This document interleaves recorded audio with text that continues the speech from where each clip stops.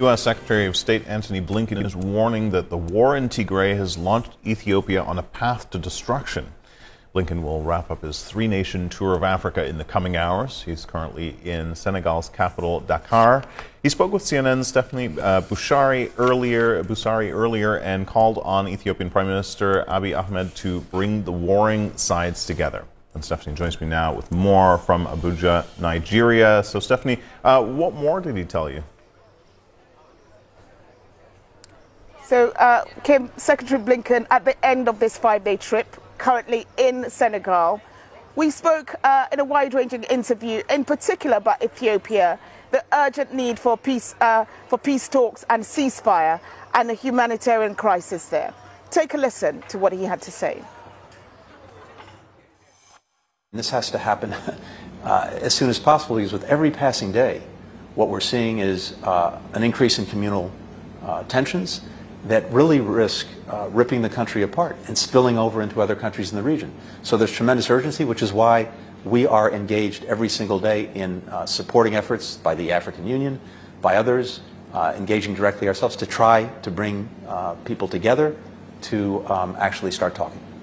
Many people have called for Prime Minister Abiy to be stripped of the Nobel Peace Prize. What's your view on that? Well, those kinds of decisions are up to the Nobel Committee, but that's really not the issue. I think the issue now is, and as the duly elected leader of the country, for the Prime Minister to play the role that is so vital, which is to try to bring the country together and to again end the violence and deal with the profound differences that have emerged over the last year. And also to make sure that people are getting the help and assistance they need. That's his responsibility as the leader of the country. But it's also incumbent upon everyone else involved to do the same thing, to engage in good faith.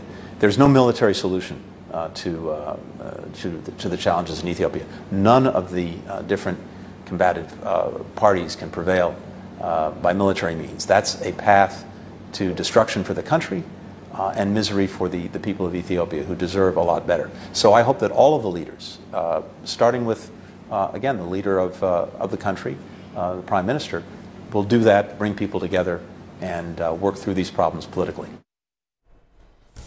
All right, so Stephanie, the Biden administration seems to be taking a very different approach than the Trump administration when it comes to Africa. So explain, how is it different, and how is that change being received there? Yes, you're right, Kim. During this trip, Secretary Blinken announced a U.S.-Africa summit, a date which we don't know yet, but many are saying that it signals an intention to really boost cooperation between African countries and U.S., where for so long African leaders have been saying it's been an unequal partnership. They have not been treated as equals, and they have looked to China. Everywhere you look on the continent, you can see a sign of China's huge influence with huge infrastructure projects. So many are saying it's about time that the U.S. is signaling strong intention to bring partnership and cooperation on this continent. And Nigeria's foreign minister actually said during a press conference with Secretary Blinken that they feel like an attractive bride with many suitors who are bringing many gifts, and they are going to take as much as they can from these suitors. So it's really a powerful position for Africa to be in right now, and being recognized as a major geopolitical player. Kim.